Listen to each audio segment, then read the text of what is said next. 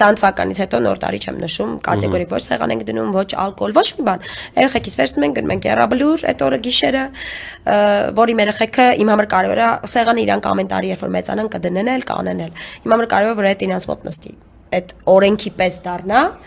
որ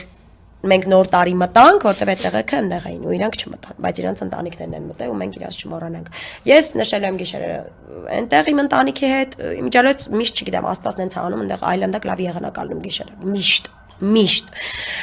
Ու այլանդակ տհաճ է լինում հրավառությունները այնտեղից, այդ էլ ասեմ, ահա որ տհաճ է լինում,